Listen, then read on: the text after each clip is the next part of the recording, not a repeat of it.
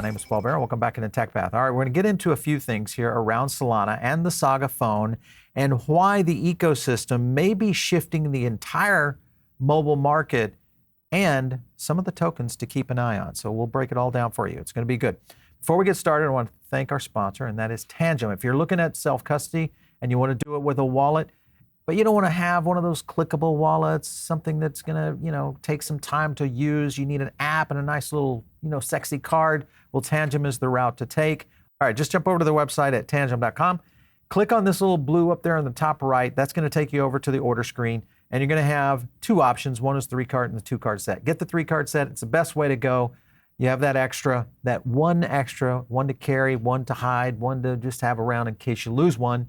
That's the route to take. Make sure and use our discount code below. It does help the channel out. All right, so you asked for it. We're going to give it to you, and that is maybe the best phone of the year. Now, some people would disagree with us, and we've done a lot on this, so I think we have a little bit of standing in this area.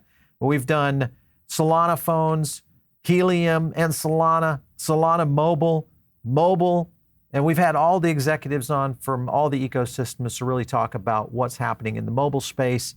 And we think it's going to be a big factor in where crypto will play into this. Now, there's a lot of people that disagree with that, but primarily there's one, and that is Marques Brownlee. Now, Marques Brownlee, if you don't know, MKBHD, one of my favorite YouTubers, I would have to say. Obviously, he's a tech YouTuber, so we're more of a business tech channel, but understanding where business and technology intersect, I think, is one of the key things that we do that Marques doesn't. He is really more about reviewing products, and I completely get that. That's why people watch him.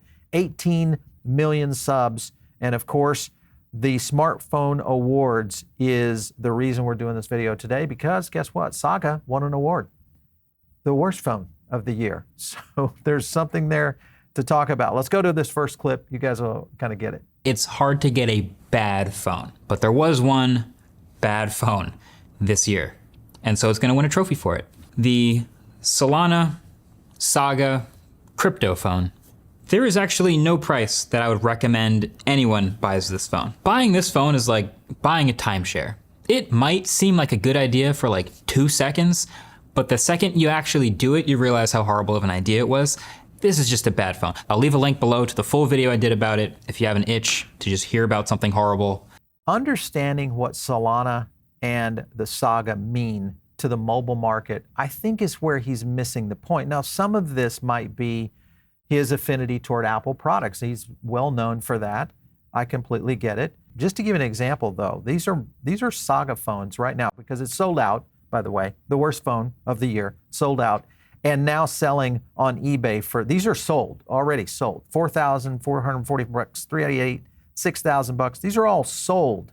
What kind of phone does that? Well, it's the Saga. Now, why is all this happening? If you're maybe brand new to crypto and you're thinking, what is the big deal? I don't understand. Why is this such a cool phone? Why is it doing these kind of things?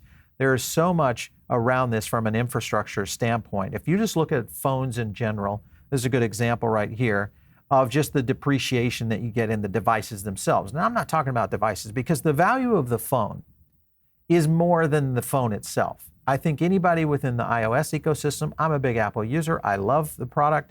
I'm also an Android user. I use flips. I use all sorts of things. I've got 3 different phones that I am constantly using, 2 of which are Androids, but all of which will go down in value.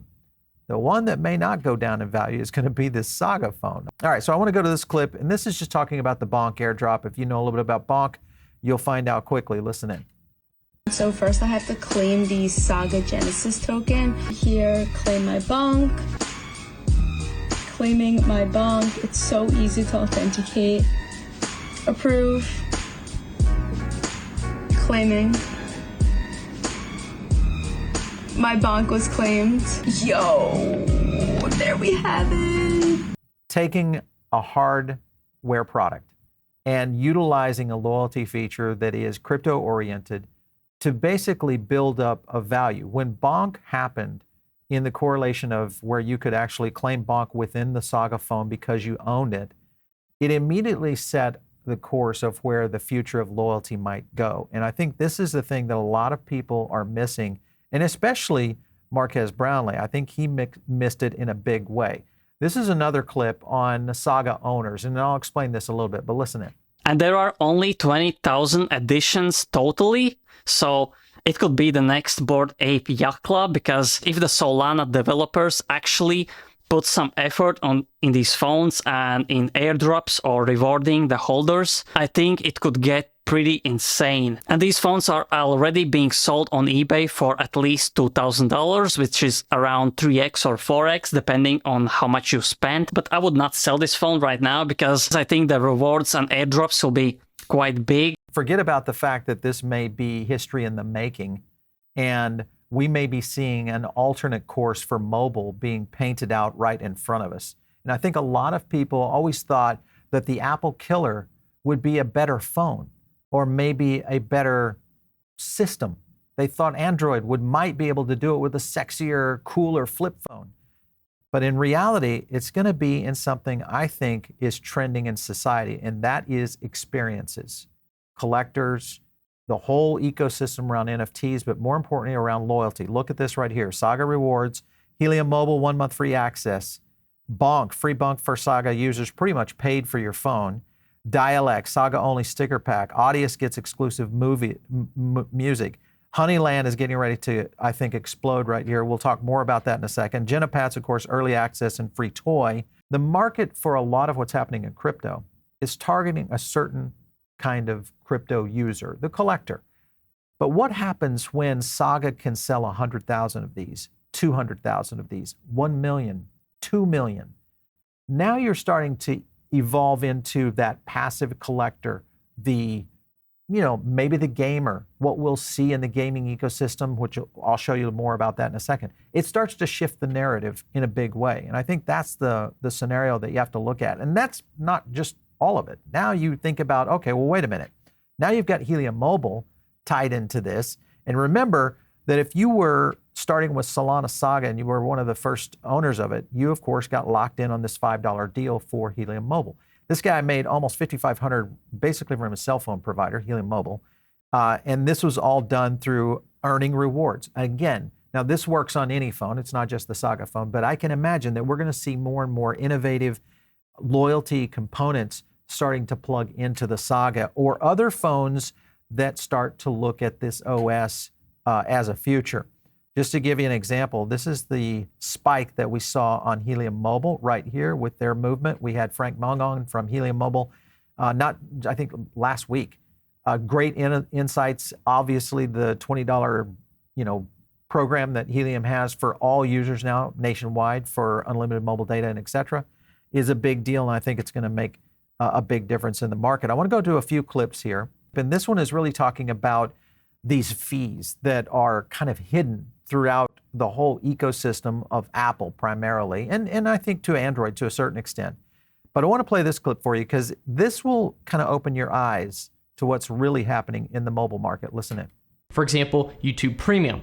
So the price on the web, which is really the real price, you get a 3-month trial and then the price is $12 a month. But if you were to buy the same exact thing on iOS, you only get 1 month trial and it costs $16 a month, an extra $4 a month. So if you actually try to go and buy a ebook through the Amazon app, it'll just tell you this app does not support purchasing. If you go to the Netflix app and you're not a premium subscriber or member, it'll tell you you can't sign up for Netflix in this app. We know it's a hassle. After you're a member, you can start watching the app. Apple does not allow them to tell you where you can download it. So it literally can only say, you can't buy it in this app, and then they have to hope that people assume that you can buy it on their website. So it's really scummy that they can't even link to where you can buy it. But it's happening around all sectors. And by the way, if you guys are subscribing to anything within the iOS ecosystem, just don't do it. Go to your web app and do it that way. It's going to save you some money.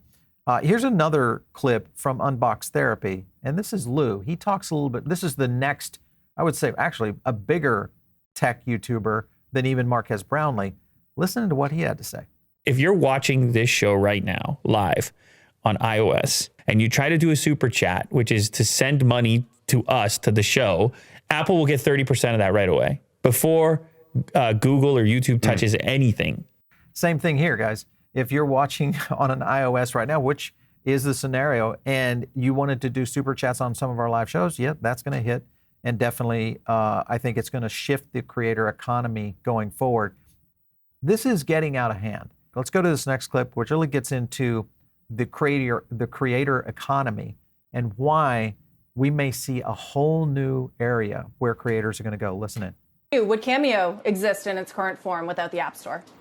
Yes, it would. Today, over 80% of our revenue comes from web versus app. The creator is getting 52.5%. Cameo makes less than Apple from Cameo's business. A lot of the real work now is happening on web. You look at companies like OnlyFans or Patreon, Twitch, most of revenue is coming from web. The creator economy is going to be built on web and off platform. Huh. Is that a conversation that creators are actively having? I think in-app notifications brings people to opening the app. It brings people to consuming the content there. And Apple knows this. Apple knows that it's kind of running a monopoly here, and that's why it's taxing 30%, and it's kind of like, well, pay this or you're out. You know, I used the words that I used. I said that this is theft, this is exploitation, because it's very much oppressive when you're not giving people a choice. And I think Apple needs to learn some creator literacy and think about how these creator content is a real job, and it's income that people rely on. And I think Apple is missing the boat in this. And unfortunately, this may be one of the things you're going to say I'm crazy. Hopefully you look back on this in 5 years and go, oh, maybe he had something there. I think this could cause the downfall of where Apple as a brand is going, because the creator economy is not slowing down. This is only going to increase, especially with the I think the option and opportunity that the NFT market represents, but also gaming in general. All of this is going to start moving to web. And this is unfortunate because mobile really should be the route to take. But I think this leaves way for what Saga is doing, and also Solana Mobile as a whole. All right, here's an example of Honeyland. Now, Honeyland is a game that allows you to, within the app right now, within iOS, to actually create an NFT. It automatically lists this across things like Magic Eden, which are these marketplaces. And yes, there's fees within that, but at the same time, Saga, which you can do on this app, has no fees. So this just shows another opportunity here, especially around creators, game makers, etc. That goes back to my point earlier, where creators are going to start to migrate away from the Apple ecosystem. And I think that's the question going forward. I want to go to another clip here. This is the Honeyland CEO, and he kind of talks a little bit more about this process and what it means. Listen in. We're in the final 2 weeks of 2023. First is going to be the player-to-player marketplace, the ability to buy and sell Honeyland NFTs inside of Honeyland using HXD. There's going to be an option on Magic Eden that you could say list in Sol or list in HXD. If you list that in HXD, it'll pull into Honeyland. Now, everything that you're listing inside of Honeyland will automatically push to Magic Eden. So if you want to get the greatest visibility for your NFTs, list them inside of Honeyland. You'll be discoverable in both Honeyland as well as Magic Eden. But as you guys start to list more and more assets, that will really fill up. And I think that this will increase the transaction volume by multiples, just because it's so much easier to do it in the game with HXD. I think that we'll start to find that this becomes really, really fun and unlocks this for so many more people who maybe could have never figured out how to get onto Magic Eden, put Sol in a wallet, export private keys, just all of that crazy Web3 stuff. We really want this to feel Web2. Everything that we do inside Honeyland up to this point has been what we call gasless transactions. You may not have even noticed it, but overall, I think you guys are gonna be blown away by this experience. So little things like when you buy an NFT, right? You'll get a little success message. First off, we want this success message to be like, hey, congratulations, here's your new NFT, fall in love with it. And then we want to immediately give the ability to stake it so that you can put it in the game. We believe this is good enough. It's better than anything out there already. By the end of this week, I'm hoping that you'll be buying and selling NFTs in HXD inside of Honeyland. I should also mention that the biggest story of last week was probably the BONK and the Solana Saga mobile phone, right? I still have 6 Solana mobile phones. They're sitting right there on my desk. I put a pile of them together, and we want to find ways to give these away. I would love for you guys, I'd love for them to get into your hands. We are not selling them, but we are going to find ways that we can get them into the hands of our community. So again, this goes back to a game maker, been able to kind of crack the code of where mobile is going to go around loyalty, and I think that is, he hits it on the head. This is an opportunity. It makes it really simple. And if you're not watching Honeyland and HXD, This is another one, of course, that could really start to fly off. Again, all Solana ecosystem, which we talked a little bit about. Another Solana ecosystem is Star Atlas. This is Honeyland and Star Atlas collaboration. They get into a few points here.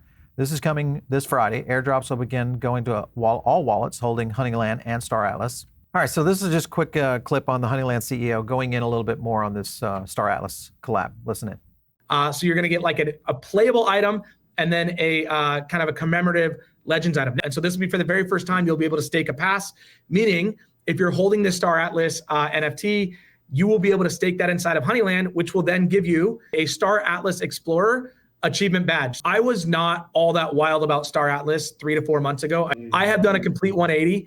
Some of my community members reached out and said, hey, learn a little bit more. And I have done a complete 180. I think what you guys are doing for not only Solana, but for Web3 gaming and for the people involved is absolutely incredible. You know, maybe it's Shrapnel or, you know, that was the one that I think, but they said, but let me put the caveat. If Star Atlas can do what they say they're going to do, this isn't even close. Like this is the biggest, the most anticipated, the biggest kind of impact to all of Web3 gaming. And so all this ties in to these brand collabs. And I think that's one of the things that will really kind of put these at the front of the pack, meaning some of these games, especially Star Atlas, which is yet to really run, if you think about it. So, and you saw the Honeyland CEO kind of touting what this partnership might mean, but the opportunity for this. So again, Star Atlas is going to be one of the biggest games out there in Web3. Let me go to this next clip. This gets into the native Neoswap that's going to be coming over to Saga as well. This just is another benefit. Listen in. All right, so now what we're going to have here is a AI proposed trade on Neoswap using the Solana Saga phone. So all we do is hit generate trade. Now our AI is thinking in the background. It's analyzing my wallet history, and it will propose a Solana NFT trade to me. Phone. So here we go. Look at this. This AI trade, I can give up this particular car and a little bit of Solana, and then I'll get this particular car back. So I'm definitely accepting this trade. All right, looks like the swap is ready to sign. So we just click on sign swap, click sign. It's popping up natively in our phone, which is super freaking awesome. Really groundbreaking stuff here. There we go, that's confirmed. And definitely keep an eye out because Neoswap is developing our own dApp. So if you have a Saga phone, you'll be seeing that Neoswap logo in the NFT section here very soon. And that's just another tool set, especially around NFT trading. So all good for collectors and creators for sure. All right, so here's Marques Brownlee talking about the iPhone. A little bit of hypocrisy here in terms of the iPhone features. Listen in. iPhone 15. Nothing inside is new or anything that we haven't seen before in some other phone somewhere. Now that doesn't mean it's not a good phone. You can actually be a really good phone and not really new. They aren't mutually exclusive. Definitely inherits the same looks and general design as last year, very much doing the hole punch cutout the Apple way. But also slowly, app developers have been getting on board in useful ways over the past year. It's 2023, and this is an $800 phone that still has a 60 hertz display. For most people buying this phone, it's totally fine. They literally don't care. It doesn't matter. It's not something they pay attention to. You could ask them right now how many frames per second their phone is, and they wouldn't have an answer. Just doesn't matter. So just as long as it works and it's all relatively smooth like last year and the year before and the year before, it's totally a non-factor. So with the target demographic of this phone, it's totally fine. Even if it makes this iPhone 15 the most expensive phone in the world with a 60 hertz display. Also, USB-C is definitely not new, but here it is. With these reviews, we always make a lot of judgments about what we think the typical iPhone buyer is, what they actually care about. They've at least stacked enough things that it feels like an appreciably better phone. So should I just get the older, like last year's iPhone to save some money? And no, I actually wouldn't. I would say just get the iPhone 15. There's enough new changes here. It's a better phone in every way, and it's also USB. All right, so on the Solana Mobile, I mean, it has the AMOLED screen, 120 hertz, and you know, the normal features around most of these phones. And that's what I don't really understand why it went so hard against this one. The other thing that plays into this is the security of a hardware device that can become a crypto wallet. And I think that is another factor. If you just look at the demand for Ledger stacks, you know, this has been a demand item yet to deliver, by the way. So click the link on Tangem, sponsor of the show. get your wallet. Now, the point being is that people like devices that can be utilized like this, and the Saga phone is going to be able to do that. So just another big feature out there. Here's some benefits on it right here. A little bit of a Twitter war with Marques. Solana Saga, this is where he kind of gave the hit on the crypto community. It says, know about a bonk or crypto source. I think he means Planosaurus, but could save this phone. I just think he was not happy with the fact that there's a little bit of a cult community around Solana. Here was another tweet, still trying to find a defense of this phone for someone without crypto in their bio. Now he's attacking the crypto guys. I don't like that. Show me which phone you reviewed currently selling on the market for 8x its price. Then, of course, he comes back with none other than the almost unattainable iPhone. That can imagine what a Solana phone, one of the Genesis phones, would be worth in 15 years. So that's kind of not fair. So he's reaching for sure. And then here was Solana kind of, hey, man, since we won an award, just ship it to us.